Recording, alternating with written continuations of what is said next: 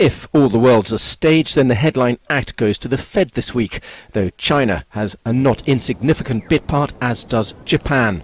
Amid worries its vast QE program is not doing the trick, its monetary policy makers meet ahead of the Fed. No move is expected now, but after a totally unexpected easing last October, nothing's ruled out.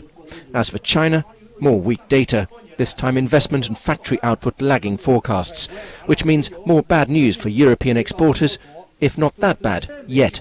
China's still going to grow something around 4% at a very, very minimum. So I think we're not going to see the pace of export growth that we have done thus far in the Eurozone recovery, but that doesn't mean it's condemned to be petering out. NAB's head of Forex strategy, Nick Parsons, is among those who think the US central bank will stay its hand this week. The recent signs of weakness in the global economy putting a much heralded return to a tightening cycle still just out of reach. Though a hike now could be a positive. There is an argument for getting it out of the way so that markets know what they're dealing with. For most people, the uncertainties of the last couple of months, if repeated every 2 months, would be found to be somewhat wearying.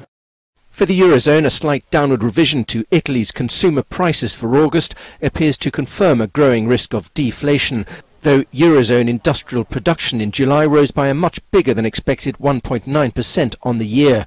The European Central Bank, too, faces its own policy dilemmas.